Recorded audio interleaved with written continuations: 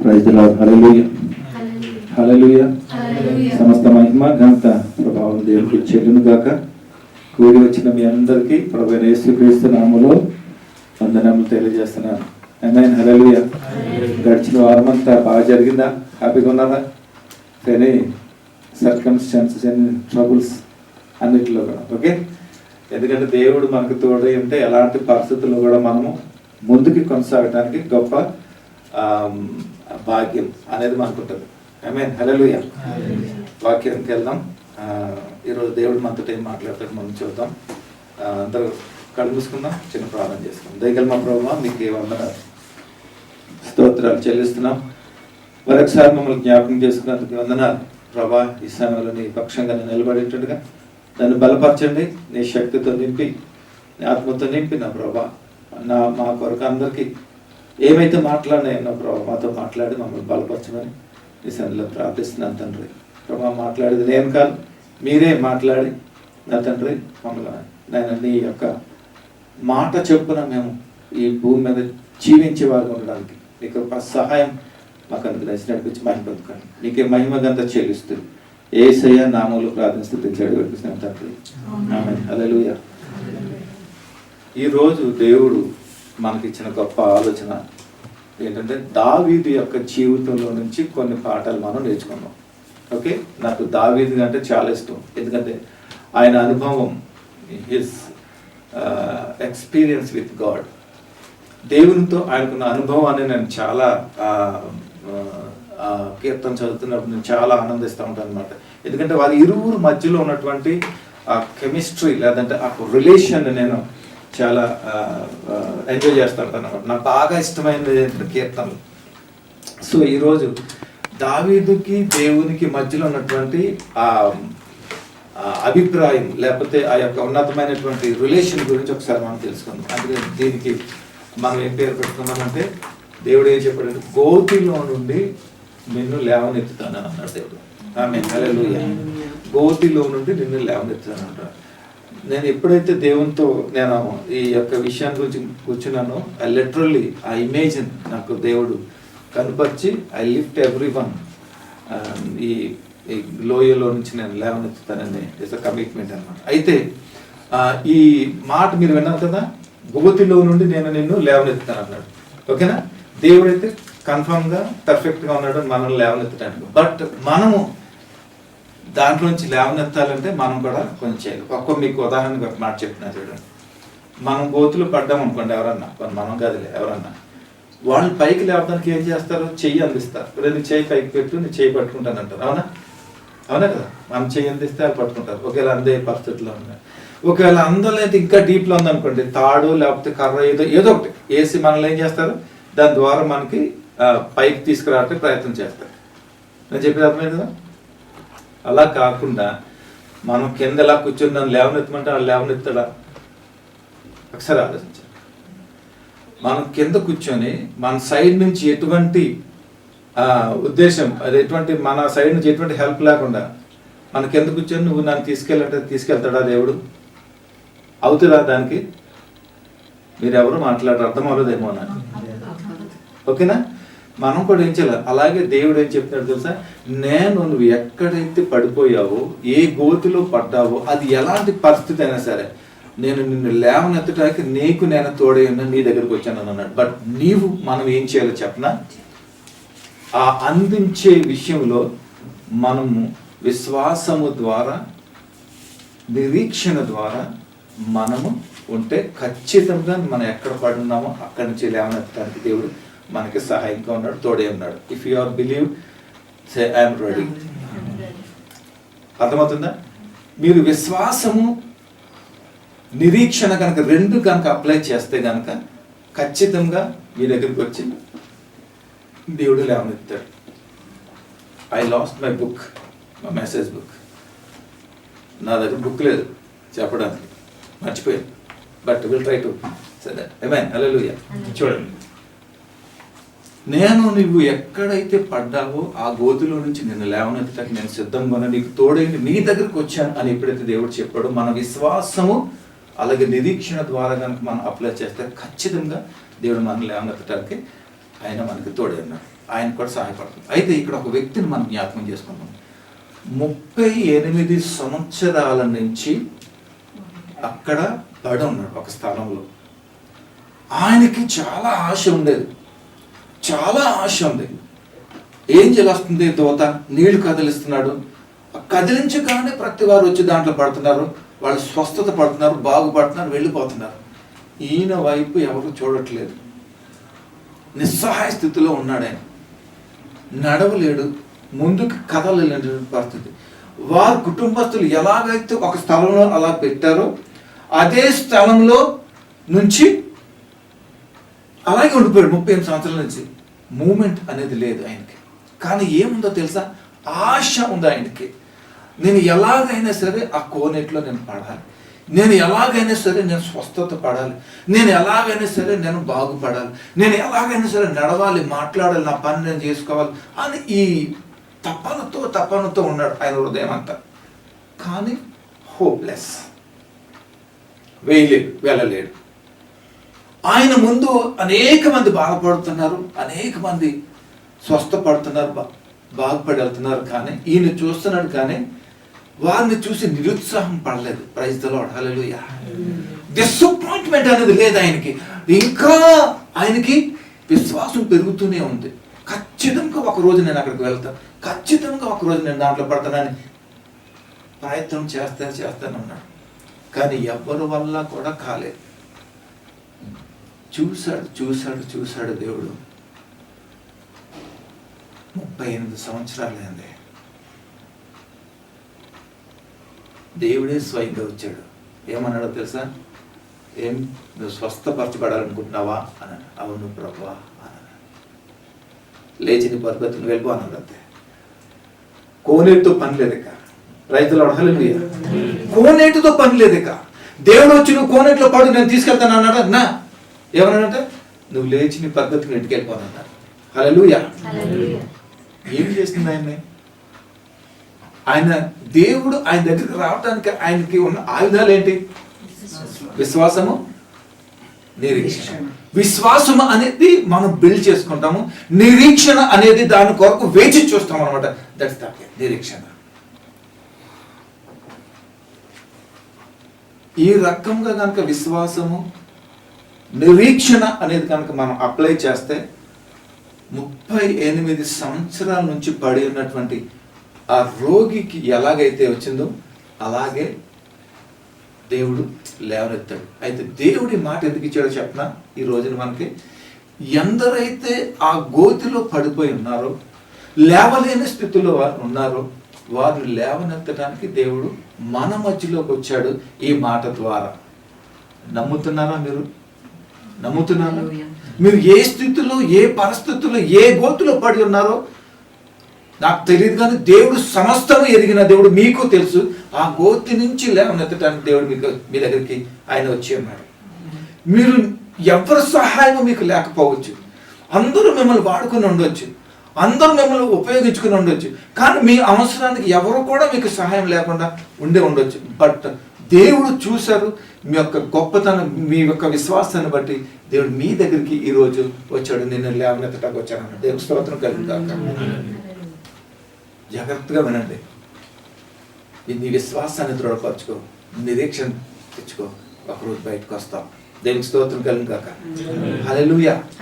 అయితే ఒకసారి దావీదు కీర్తన మనం వెళ్దాం, 40వ అధ్యాయంకి వెళ్దాం. ఒకసారి దావీదు కీర్తన 40వ అధ్యాయం 2వ వచనం ఒకసారి చూద్దాం. ఇది దావీదు గారి యొక్క జీవితంలో ఉన్నటువంటి అనుభవాన్ని చూద్దాం. అది చూస్తూ మన జీవితానికి అనువదించుకుందాం, అప్లై చేసుకుందాం. ఏంటి, ఎలాగా అనే దాని గురించి ఒకసారి చూద్దాం. 40వ అధ్యాయం కీర్తనలో 2వ వచనం నేను చదువుతాను, చూడండి. నాశనకరమైన గుంటలో నుండి, జిగటగల దొంగ ఊబిలో నుండి ఆయన నన్ను పైకెత్తెను, నా పాదములు బండ మీద నిలిపి నా అడుగులు స్థిరపరచెను. దేవుని స్తోత్రం కలుగును గాక. హల్లెలూయా. అయితే చూడండి,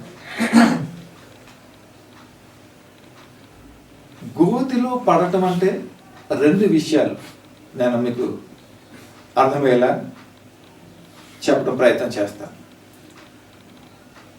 దావీదు గారి జీవితంలో ఎప్పుడైతే దేవుడు ఆయన అభిషేకించి రాజుగా తీసుకొచ్చాడో, మొట్టమొదట అంటే ఇంట్రొడ్యూస్ చేశాడు. దావీదు అంటే ఎవరు, అంతవరకు దావీదు అంటే ఎవరో తెలియదు ఎవరికి కూడా. ఇంట్రొడ్యూస్ చేశాడు. ఎలా ఇంట్రొడ్యూస్ చేశాడు దేవుడు? గొలియాతు అనే అజానుభావుడు గురించి తీసుకొచ్చి అజానుభావుడు గొలియాతుని సంహరించే విషయంలో దావీదుని వాడి దావీదుని ఏం చేశాడు? పరిచయం చేశాడు లోకానికి, ఆ రాజ్యానికి. ఆమేన్. అర్థమవుతుంది కదా? అదే అంతకుముందు ఏం చేశాడు దావీదు? సింహాన్ని చీల్చాడు,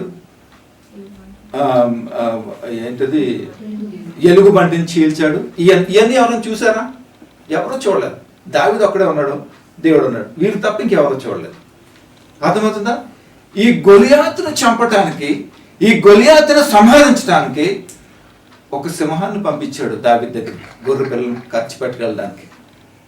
దాన్ని దేవుని యొక్క శక్తిని బట్టి దాన్ని చీల్చడానికి దేవుడు నేర్పించిన పాఠం దావీదుకి. అలాగే ఒకసారి ఎలుగుబంటిని పంపించాడు.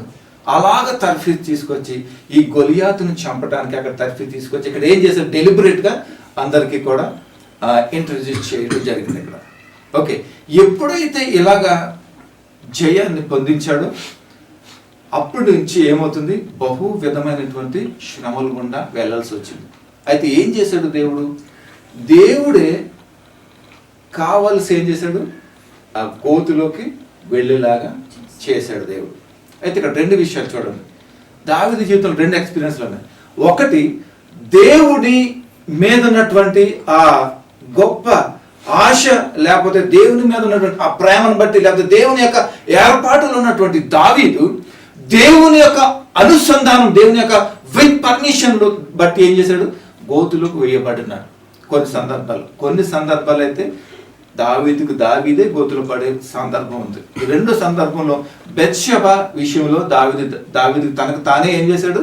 తన గోతులో పడ్డాడు. ఓకేనా? అయితే చూడండి, మనం మొదటి అంశం గురించి చెప్పుకోండి, రెండో అంశం గురించి అనుకోవద్దు. ఎందుకంటే ఈ రెండో అంశం గురించి ఎలా ఉంటుందంటే, దేవుడు వేయుడు వాళ్ళని, మనకు మనమే గోతుల్లో పడతాం. అంటే మనకు అర్థం, మీకు అర్థం ఇలా చెప్పాలంటే, మన గొయ్యి మనమే తవ్వుకున్నాం అని అంటాం. వాడి గొయ్యి వాడే తవ్వుకున్నాడు రా అని అంటాం. నా గొయ్యి నేనే తవ్వుకున్నాను, ఏం చేయను, పడ్డాను అని అంటాం. ఇలాంటి సందర్భాలు వచ్చినాయి మన లైఫ్లో. అవునా కదా? బోల్డని వస్తాయి, మంచి వాడికి ఇంకా ఎక్కువ వస్తాయి, మంచి వారికి ఇంకా ఎక్కువ వస్తాయి. సహాయం చేసి మరీ గోతులు తవ్వుకుంటాం మనం. అవును కదండి? ఇలా చేస్తాం అన్నమాట. సో ఈ రకంగా గోతులో పడినప్పుడు ఏమంటారు?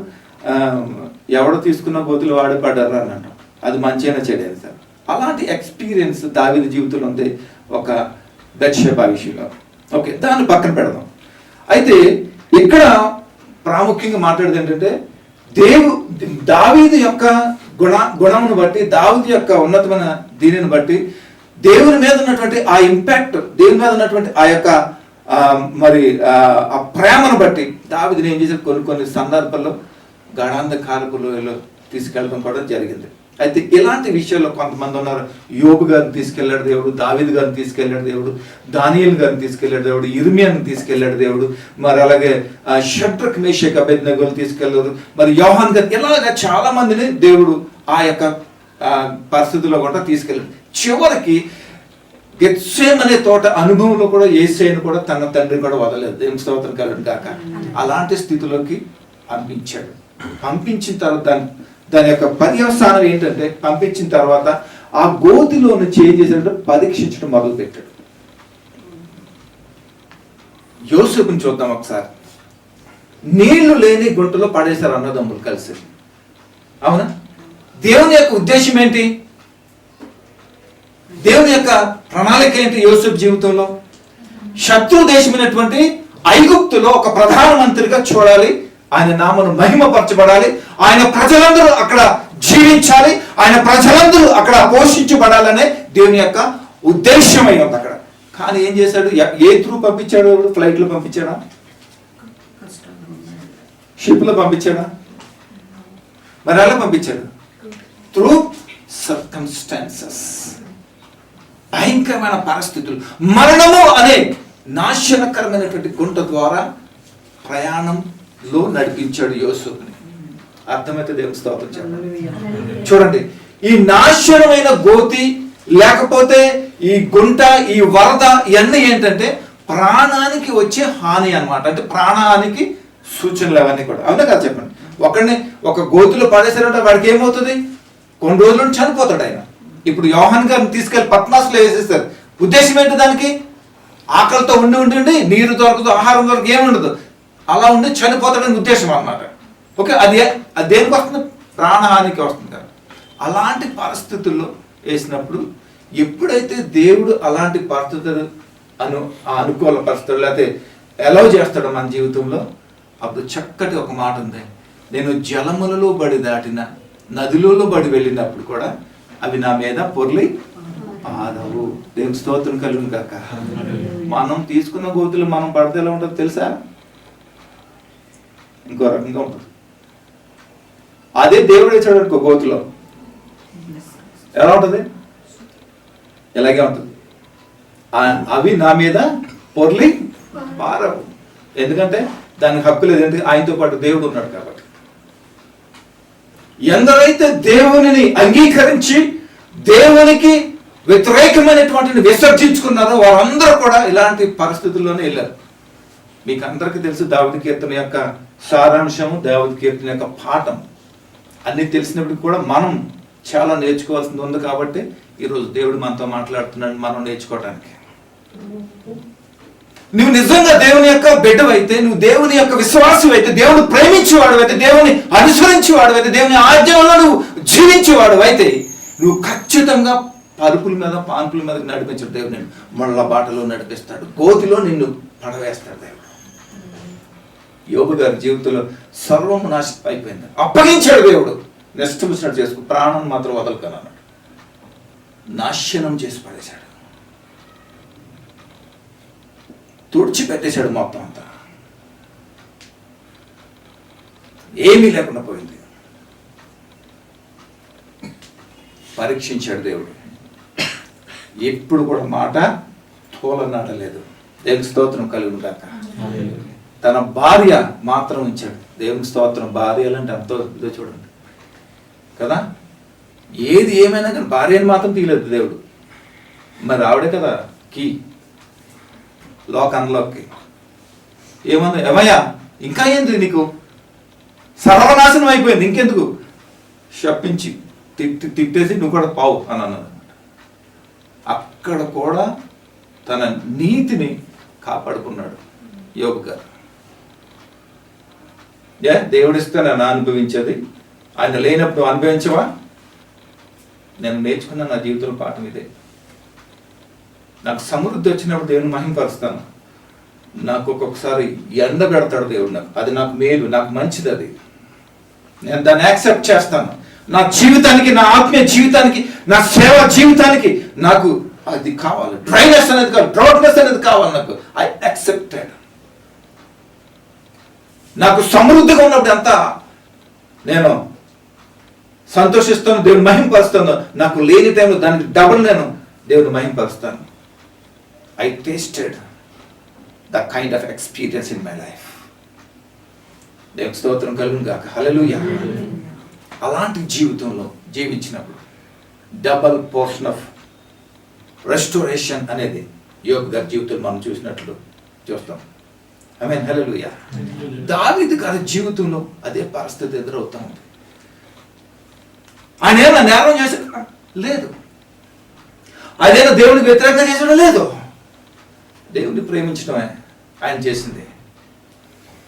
మరి రాజుగా అభిషేకించిన తర్వాత ఎక్కడ పెట్టాలి? మీకు తెలుసా ఎక్కడ పెట్టాలో? రాజుగా అభిషేకించిన తర్వాత ఎక్కడ పెట్టాలి? దావీదుని ప్యాలెస్ లో పెట్టాలి, సింహాసనం మీద పెట్టాలి. మరి ఎక్కడ పెట్టాడు? గోతులో పెట్టాడు, గాఢంధకార లోయలో పెట్టాడు, నడిపిస్తున్నాడు.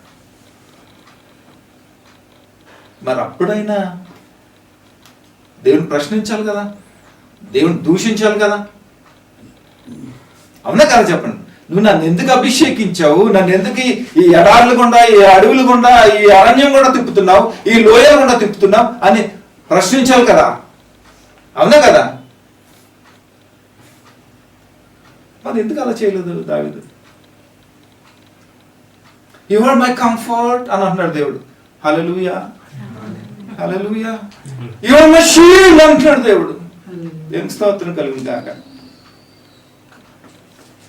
అయితే మనం ఏం చేస్తాం?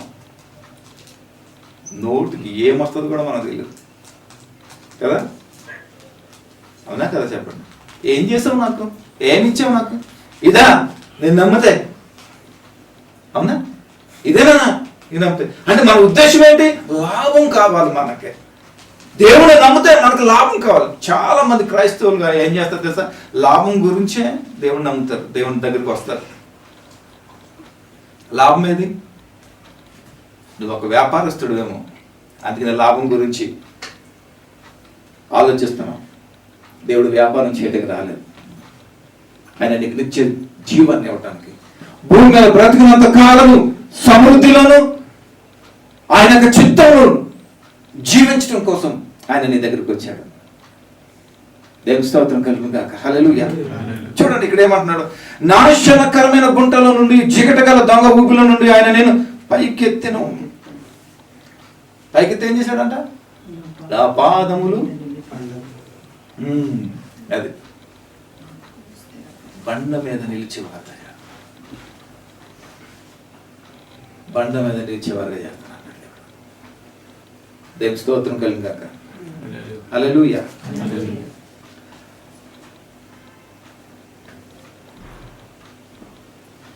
ఒకసారి 71 కీర్తనకి వెళ్దాం.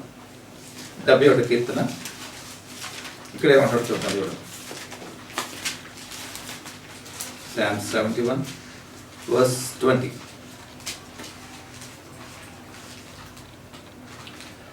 చదువుతున్నాను. అనేకమైన కఠిన బాధలను మాకు కలుగజేసిన వాడా, నీవు మరలా మమ్ము బ్రతికించెదవు. భూమి యొక్క అగాధ స్థలములలో నుండి నీవు మరల మమ్మను లేవనెత్తెదవు. దేవుని స్తోత్రం కలుగును గాక. హల్లెలూయా, హల్లెలూయా. ఎందుకు ఈ మాట రాస్తున్నాడు దావీదు?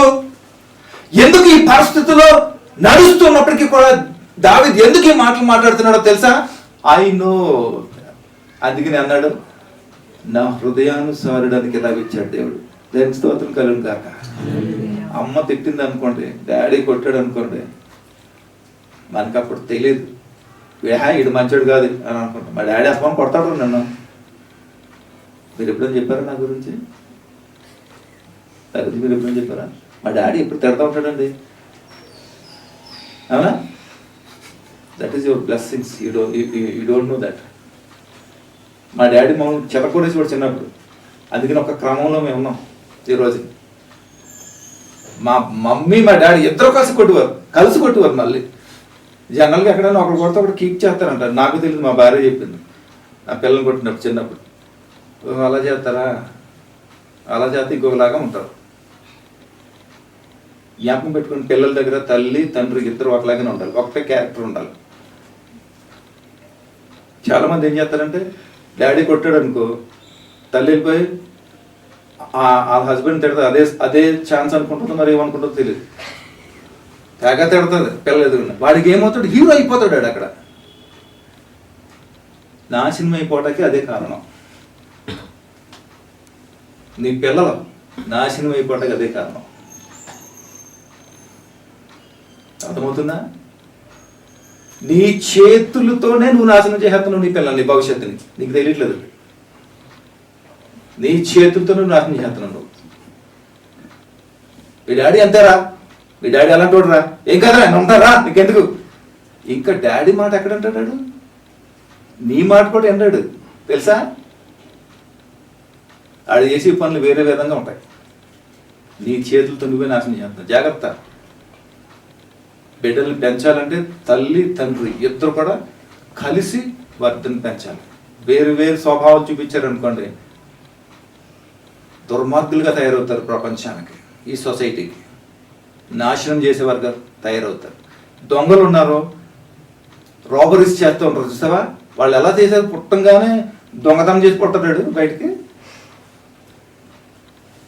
చెప్పండి, దొంగతనం చేసి పుడతాడా? అబద్ధికుడు అబద్ధం ఆడుతూనే పుడతాడా? నేను మా అమ్మకు పుట్టలేదు ఇంకొకటి పుట్టి ఎలా అబద్ధం చెప్తా వస్తాడా? వాడికి ఏ పాపము తెలియదు. మొన్న క్యారలిన్ బర్త్డేకి రవి గారు ఆర్ఫనేజ్కి వెళ్ళి ఫుడ్ వాళ్ళకి ఆఫర్ చేసి వచ్చారు. చేసి వస్తే వాళ్ళు ఒక వీడియో క్లిప్పింగ్ తీసి పంపించారు. హృదయం కలిసి వేసింది నాకు. ఎందుకంటే వీడియో చూస్తున్నాము, నా పిల్లలతో ఒకటే అన్నాను, వాళ్ళు నిజంగా పిల్లలకి ఏమీ తెలియదండి, చిన్న పిల్లలు. వాళ్ళందరిని నిలబెట్టాడు లైన్లో. ఆయన నిలబెట్టి ఈరోజు ఎవరి బర్త్డే, క్యార్లిన్ ఇంకో పాప హెప్సిబా బర్త్డే అనేసి అన్నారు. మరి ఇప్పుడు హ్యాపీ బర్త్డే చెప్పాలా? చెప్పాలి అని చిన్న పిల్లలు. వాళ్ళందరూ happy birthday to you, may God bless to you అని చెప్పేసి పాడుతున్నారు. నేను ఎలాంటి చూడలేను అసలు. నేను అన్నాను నా పిల్లలతోటి, వాళ్ళ జీవితంలో రెండు మాటలు మిస్ అయ్యారని అన్నాను. ఏంటి డాడీ అని అంటే, ఒకటి అమ్మా అనే మాట వాళ్ళ జీవితంలో లేదు, డాడీ అనే మాట వాళ్ళ జీవితంలో లేదు. ఎవరి జీవితంలో ఈ రెండు మాటలు ఉండవో బహు దుర్భరమైనటువంటి జీవితం అది, నాకు తెలుసు. మీరు ఊహించుకోండి ఒకసారి, ఎంత కఠినంగా ఉంటుంది ఆ పరిస్థితి. నాకు అనిపించింది వారి దగ్గరికి ఎప్పుడన్నా వెళ్ళి వాళ్ళ మధ్యలో కూర్చొని డాడీ అని అనిపించుకోవాలనిపించింది నాకు. వారి జీవితంలో మోసయ్యారు. నీ పిల్లల్ని కనుక సరిగ్గా పెంచలేదనుకో, నీకు 60 సంవత్సరాలు 70 సంవత్సరాలు వచ్చేసరికి నేను తీసుకెళ్ళి ఒక మంచి దూరంగా ఉన్నటువంటి ఏమంటారు ఓల్డేజ్ హోమ్లో తీసుకెళ్ళి ఖచ్చితంగా జాయిన్ చేస్తాను నేను. అదే అలాగ వాళ్ళ మనస్సులను నువ్వు తయారు చేస్తున్నావు. వాళ్ళు ఎందుకు అలా ఇంపాక్ట్ అవుతారు చెప్పనా? పుట్టినప్పుడు వాళ్ళకి ఏ పాపం తెలియదు. నా బిడ్డ ఎందుకంటే వీళ్ళు ఎలాగైపోతారంటే, ఒరే పాపం ఇంకొకరు చేశారు, ఆ పాపానికి శిక్ష వీళ్ళు అనిపిస్తున్నారు పసిపిల్లలు, వీళ్ళకి ఏం చేశారు, వీళ్ళకి ఏ పాపం తెలియదు అని అన్నమాట. చాలా బాధేసింది నాకు. ప్రతి బిడ్డలో పసిపిల్లలు అమాయకులు, వారికి ఏం తెలియదు, పాపం పుణ్యం ఏం తెలియదు. కానీ వాళ్ళ నాశనం చేసే తల్లిదండ్రులే. వారి యొక్క అజ్ఞానము, అది యొక్క మూర్ఖత్వం, అంతకుమించి నేను ఇంకేం చెప్పాను. వాళ్ళు చూసి ఏం చేస్తారు, టీవీలో ఏం చేస్తారు తెలుసా? టీవీలో ఏం చేస్తారంటే అలాంటి క్రైమ్ సంబంధించినట్టు కార్టూన్లోనే అలాంటి క్రైమ్ సంబంధించి చూస్తారు. వాడు చూసి ఏమైపోతాడో తెలుసా? అలాగే ఉంటుంది. డోరేమాన్ అనే ఒక ప్రోగ్రాం, మా చిన్న పాప చిన్నప్పుడు డోరేమాన్ అని చూసేది అనమాట. ఆడు ఏదో బుక్ ఉంటుందంట, ఆ బుక్లు ఇలా డమ్మ దూరిపోతాడంట, ఇంకో వరల్డ్కి వెళ్ళిపోతాడంట. వీడు బుక్ తీసి చదువుకుంటా ఇలాగంటున్నాడు. ఏంట్రా ఇలాగంటున్నాడు అనుకుని మాకు అర్థం అవ్వలేదు. ఏంట్రా అంటే నేను నా భార్య చూస్తే ఏంటి అర్థం అవ్వట్లేదు. ఏంట్రా ఇలాగనేసరికి అప్పుడు నెమ్మదిగాడు అంటే అప్పుడు చూపించాడంట, బుక్ ఉంటుందంట, ఆ బుక్లు డుమ్మ డింగ్ అవుతే ఎక్కడికి వెళ్ళిపోతాడంట. ఓదు నాయన నువ్వు ఇప్పుడు ఎలా చేద్దాం ఏంటంటే అప్పటి నుంచి టీవీ కనెక్షన్ బంద్. ఏం చూస్తున్నారు నీ పిల్లలు, దాన్నే ఇంపాక్ట్ అవుతారు. ఏం వింటున్నారు నీ గురించి, దాన్నే ఇంపాక్ట్ అవుతారు. దాన్నే నేర్చుకుని ఏం అవుతారో తెలుసా? అవన్నీ చూసి రాబరీ చేయడం, లేకపోతే ఒకరిని కొట్టడం, ఒకటి ఇలా చేయడం, ఇవన్నీ చూసి ఏం చేస్తారు, వాళ్ళు హీరో అయిపోతారు. ఎవరైనా అంతే కదా, ఎవరైనా చూస్తే హీరో అయిపోతారు. సినిమాలు చూసారా ఎవరైనా? మీకు ఎవరు సినిమాలు తెలియదేమో. సినిమాలు చూస్తే హీరో చూస్తే నేను కూడా హీరో అని అనుకుంటారు అనమాట. ఆ ఫీల్ అవుతుంది అన్నమాట. పిల్లల్లో ఆ ఇంపాక్ట్ వచ్చి ఏమవుతుందో తెలుసా? అలాగే హత్యలు చేసేవారుగా, దొంగతనాలు చేసేవారుగా, చంపేవారుగా తయారు చేస్తూ ఉంటారు అనమాట. వాళ్ళని తయారు చేసేది ఎవరో తెలుసా? కన్న తల్లి తండ్రులే. గుర్తుపెట్టుకోండి. రైతులు దీన్ని అక్కడ పక్కన పెడదాం. మీ బిడ్డల గురించి చాలా జాగ్రత్త. వాళ్ళని ఒక మంచి ప్రయోజకుడిగా చేయాలి. మీరు మంచివాడై ఉండాలి. చెట్టు మంచిదైతే కాయ మంచిది అవుతుంది. చెట్టు మంచిది కాకపోతే కాయ మంచిది కానేరదు. ఇది గుర్తుపెట్టుకొని మీ బిడ్డల విషయంలో చాలా జాగ్రత్తగా ఉన్నాడు. అయితే చూడండి, ఇక్కడ ఏమంటాడు దావీదు, ఏమంటున్నాడు ఇక్కడ చూడండి ఒకసారి. అనేకమైన కఠిన బాధలు మాకు కలుగజేసిన వాడు, నీవు మరలా మమ్ము బ్రతికించెదవు, భూమి యొక్క అగాధ స్థలములలో నుండి నీవు మరల మమ్మను ఖచ్చితంగా నేను.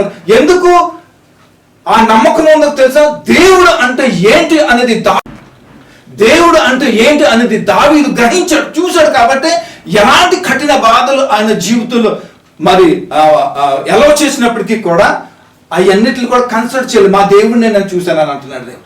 నువ్వు మాకు ఎన్ని బాధలు కలిగి చేసినా, ఎన్ని పరిస్థితులు మా జీవితంలో ఎలా చేసినా ఖచ్చితంగా నీవు మాత్రమే మమ్మల్ని లేవనెత్తుతావు అని అన్నాడు దేవుడు. నేను స్తోత్రం కలుగుతాక. అందుకనే నీవు నా హృదయానుసారుడు అని కితాబు ఇచ్చాడు. ప్రైజ్ ది లార్డ్, హల్లెలూయా. అలాంటి అనుభవం మనకి కావాలి.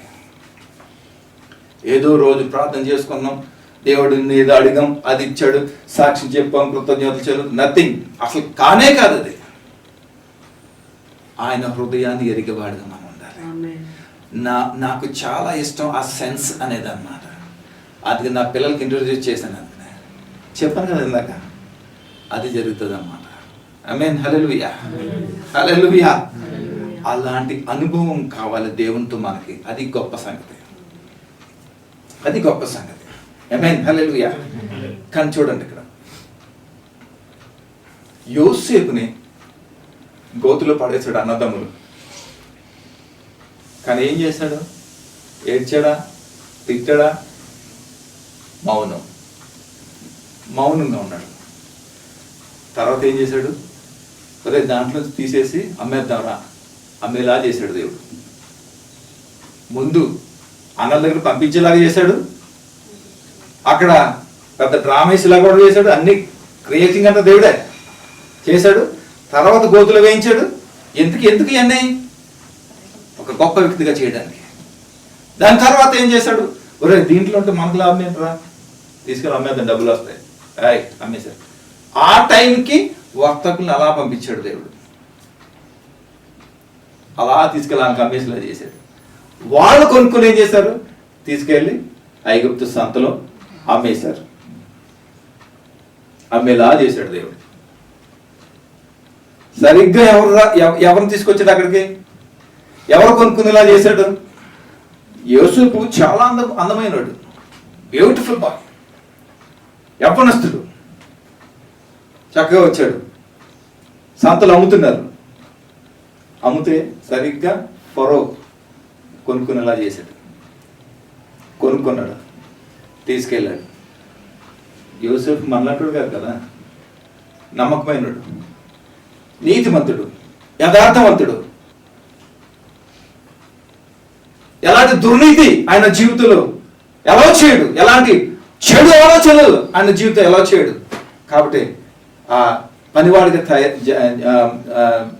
ఆ ఇంట్లో చేరినప్పుడు నమ్మకంగా తన నమ్మకం, తన యొక్క పద్ధతి, తన విధానం చేంజ్ చేశాడు. ఆ ఇల్లు అంతటికి కూడా ఒక అధికారిగా దేవుడు చేశాడు. దేవుని స్తోత్రం కలుగును గాక. నేను అందుకనే మన అలవాట్లు, ఆచారపు అలవాట్లన్నీ కూడా చాలా జాగ్రత్తగా ఉండాలి. నేను ఒక విషయం చెప్తాను, మీరు నవ్వుకుంటారు దానికి. నేను నా సెల్ఫ్ గురించి ఎవ్రీ ఫ్రైడే ఫాస్టింగ్ ఉంటాను. నేను ఏం చేస్తానో తెలుసా? నా హౌస్ అంతా కూడా చాలా నీట్గా చేస్తాను. దగ్గర 2-3 గంటలు పడుతుంది నాకు అన్ని క్లీన్ చేసుకోవడానికి.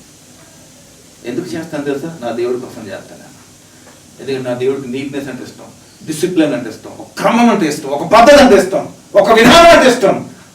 అందుకే నేను అన్నీ చేస్తాను. ప్రభా, ఇక అన్నీ నీకోసం చేశాను. ఈవెన్ టాయిలెట్స్ ఆల్సో అన్నీ క్లీన్ చేస్తాను. ప్రభా, నీకోసం చేశాను ఇదన్నీ అంటాను. అప్పుడు ప్రేయర్కి వెళ్తాను నేను. చాలా మందికి అంటే తెలియదు పాపం,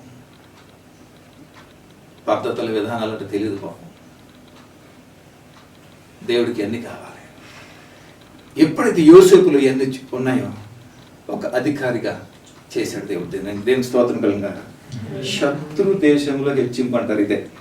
ఆమేన్, హల్లెలూయా. గోతిలో పడిన నిన్ను హెచ్చించటం అంటారు ఇదే. దేవుని స్తోత్రం కలుగును గాక.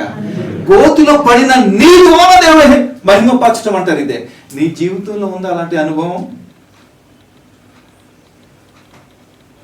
అసలు ఇంతకీ నీ యొక్క దేవుని పట్ల నీకున్న విధానాన్ని బట్టి దేవుని ద్వారా నువ్వు ఆ గోతులు వేయబడ్డావా? లేకపోతే కోరి నీకు నీవే గొంతులో తవ్వుకుని పడ్డావా? ఏ అనుభవం ఉంది నీ జీవితంలో? చెప్పు ఒకసారి చెప్పు. ఏ అనుభవం ఉంది నీ దాంట్లో? నీ గుంతల మీద ఓపెన్ దాంట్లో పడ్డావా? లేక దేవుని ఎడల నీకు ఉన్నటువంటి భక్తి విశ్వాసాలు, ఆయన మీద ఉన్నటువంటి ప్రేమను బట్టి నువ్వు నడిపింపబడి దాంట్లో పడ్డావా? ఒకవేళ కనుక దేవుని మూలంగా కనుక నువ్వు వెళ్తే యోగుకున్న ఆశీర్వాదం నీ మీదకి వస్తుంది. రెండంతల ఆశీర్వాదం వస్తుంది. ఇప్పుడు యేసుక్రీస్తునందు 7 రెట్ల ఆశీర్వాదం నీకు వస్తుంది. స్తోత్రం కలుగును. దానియేలు దేవుని బహుగా ప్రేమించాడు. శాసనం ఎలా చేయబడింది? ఏ దేవుడికి మొక్కడానికి వీల్లేదు అని అన్నాడు. యూదులు తగ్గలేదు. కావాలనే వాళ్ళందరికీ తెలుసు, దానియేలు వాడు దేవుడికి ప్రార్థన చేయకుండా ఉండలేడురా, ఖచ్చితంగా ఉండలేడు అని నిఘా పెట్టారు, పట్టుకున్నారు, నిందించారు, వేసేస్తారు. ఆ గుహ 10 సింహాలు ఉంటాయంట. ఆ 10 సింహాలకి ఆహారం పెట్టరట. దానికి 10 సింహాలకి ఆహారం పెట్టరు. బాగా ఆకలితో ఉంటాయంట ఇప్పుడు కూడా. ఒకవేళ మరీ ఎవడో దొరకట్లేదు అనుకో, ఎవడో కూడా తీసుకెళ్ళి దాంట్లో ఆడేసి రాజు ఏంటో సంతోషిస్తాడు అనమాట. ఆకలిగా ఉన్న సింహాలు 10 సింహాల మధ్యన ఎవరన్నా వదిలితే ఎలా ఉంటుంది ఒకసారి ఆలోచించండి. సింహాలు, కుక్కలు కదా ఇవి, సింహాలు ఎలా ఉంటుందండి? కనపడుతుందా ఎక్కడన్నా? అలాంటి పరిస్థితులు దానియేలు వేశారు. దాని ఏమైంది? భయంకరంగా ఆకలి ఉన్నాయి. నా దేవునికి మహిమ కలుగును కాక. సింహాలన్నిటికి ఆకలితో ఏమో విటమిన్ టాబ్లెట్ వేసాడేమో దేవుడు, శుభ్రంగా ఆకలి తీరిపోయింది. దేవునికి స్తోత్రం కలుగును కాక. వాటికి ఆకలిలా వాటికి దానిలోకి నాకే తెలిపోయినా అంతే. Hallelujah, hallelujah, hallelujah. That is my God. అది మన దేవుని యొక్క ధ్యానం. నాకే సెలిపోయి రాత్రి అంతా కూడా అక్కడ ఏం చేశాడు? హల్లెలూయా స్తుతి మహిమ ఎల్లప్పుడు దేవునికి ఇచ్చేదము. అదే చేశాడు అక్కడ. తెల్లారు వచ్చాడు రాజు. దానియేలు, అయ్యా ఏంటి అన్ని చూసాడు. ఎక్కడ పడుకుని ఉన్నా శుభ్రంగా, పైకి లేవనెత్తాడు. దేవుడు వేస్తే అలాగే ఉంటుంది.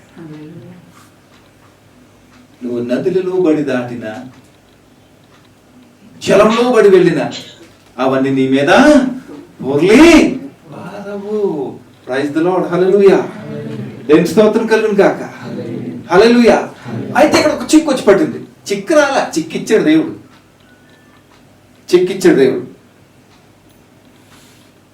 ఎలా తెలుసా? ఆఫీసులో ఉన్నాం, కొత్తగా ఒక అమ్మాయి జాయిన్ అయింది. చాలా అందంగా ఉంటుంది. కాంపిటీషన్ పెరిగిపోతుంది కదా. సిగ్గుపడుతుంది చెప్పండి. పెరుగుతుంది లేదా? నేనంటే నేను పెరుగుతుందా లేదా? అలాగే చేశాడు దేవుడు. క్యాంప్ పంపించాడు పోతిఫర్ యజమాని. బాబా నువ్వు వెళ్ళరా అనేసి పంపించి యజమానురాలి యొక్క భార్య అని అక్కడ పెట్టాడు. ఆమె చాలా సుందరవతి. నీకెలా తెలుసు? చూసి వచ్చామని అడుగుతారు నన్ను. అలాగ అడుగుతాను. సుందరవతి ఆవిడ. ఏం చేశాడు తెలుసా? నా దేవుడికి వ్యతిరేకంగా నేను ఎలా చేస్తాను?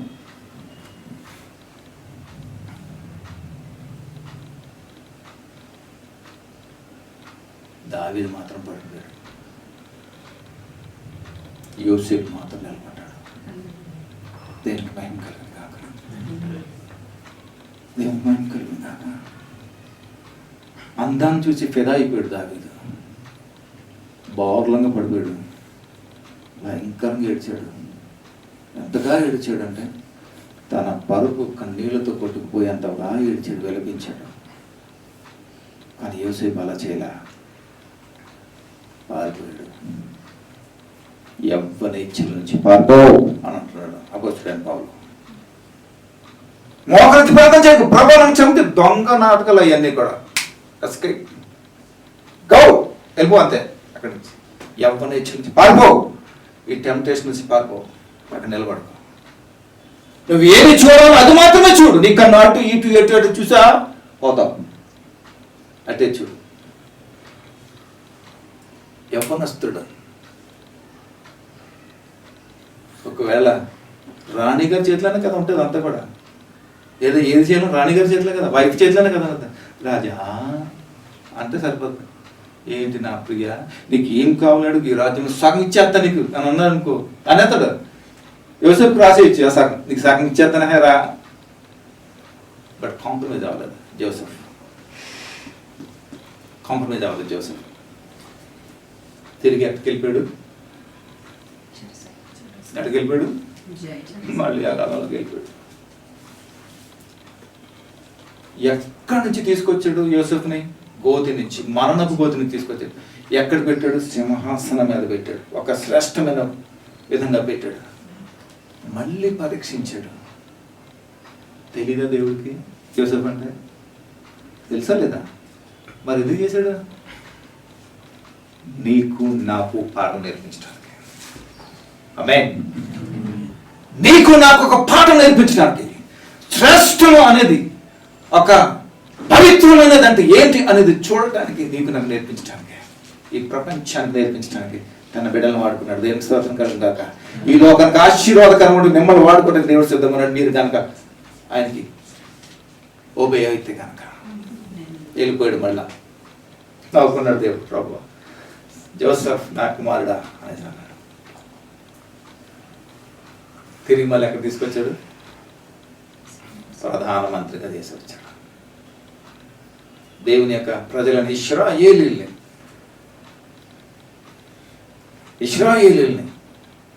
అన్య జనాంగం మధ్య, అన్య జనులలో పెట్టి నేనంటే ఏంటని చూపించాడు దేవుడు. ఈర్ష్యపడేలాగా చేశాడు దేవుడు. అంతగా దీవించాడు. దేవునికి స్తోత్రం కలుగును గాక. హల్లెలూయా, హల్లెలూయా. బట్ నీ జీవితంలో అనుభవం ఎలా ఉంది? దేనికి లొంగిపోతున్నావు? దేవుడు నిన్ను పరీక్షించినప్పుడు నీ యొక్క పరిస్థితి ఏ రకంగా ఉంది? ఒకసారి ఆలోచించాను. దేవుడి కోసం నిలబడతావా యోసేపు లాగా?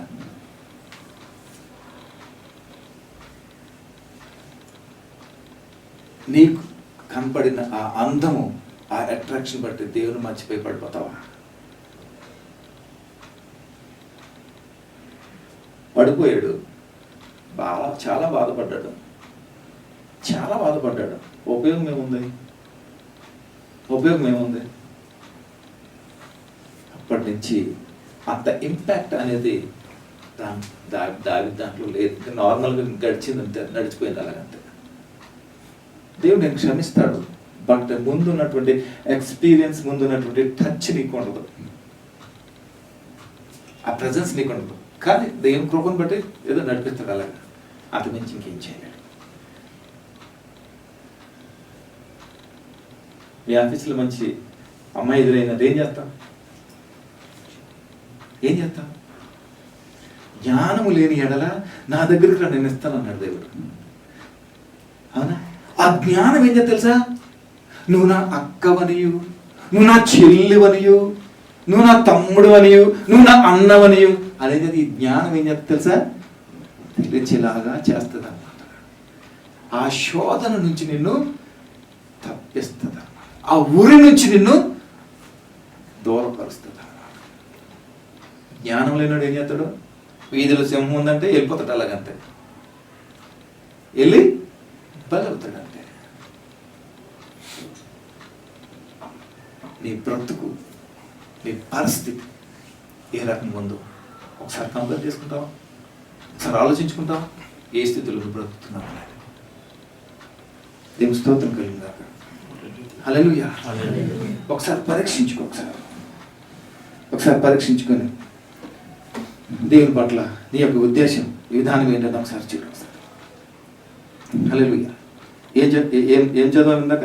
అనేకమైన కఠిన బాధలు మాకు కలుగజేసిన వాడా, నీవు మరలా మమ్ము బ్రతికించెదవు, భూమి యొక్క అగాధ స్థలంలో నుండి నీవు మరలా మమ్మను లేవనెత్తెదవు. తర్వాత ఏమన్నా చూడండి, నా గొప్పతనమును వృద్ధి చేయము, నా తట్టు మరలి నాకు నెమ్మది కలిగజేయము. నా దేవ, నేను కూడా సత్యమును బట్టి స్వరమండల వాద్యంతో నిన్ను స్తుతించేదను, ఇశ్రాయేలు పరిశుద్ధ దేవసితారాలతో నిన్ను కీర్తించేదను. దేవుని స్తోత్రం కలుగును గాక. హల్లెలూయా, హల్లెలూయా. ఎంతమంది ఈ త్రోయబడ్డారు వారి జీవితంలో గొప్ప దేవుడు మహిమ పరచుకున్నట్లుగా మనం చూస్తున్నాం. దేవుడు కోరేది నిన్నంతే. నువ్వు ఏ స్థితిలో పడున్నావు, నువ్వు ఏ స్థితిలో పడున్నావు, దాంట్లోంచి నేను లేవనెత్తడానికి నేను వస్తున్నాను. I close my message. చివరిగా మాట, నువ్వు కాంప్రమైజ్ అయిపోతావా పడిన పరిస్థితుల్లో? ఇక్కడ కాంప్రమైజ్ అయిపోతే దాని తగిన ప్రతిఫలం ఖచ్చితంగా నువ్వు అనుభవించడానికి తప్పదు. ఆ ప్రతిఫలం చాలా భయంకరంగా ఉంటుంది ప్రియ సహోదరుడా, చాలా కఠినంగా ఉంటుంది, భయానకరమైనటువంటి పరిస్థితులు ఉంటుంది. అది నీ ఒక్కడితోనే పోదు, నీ వెనకాల ఉన్న అంత కూడా పోతుంది.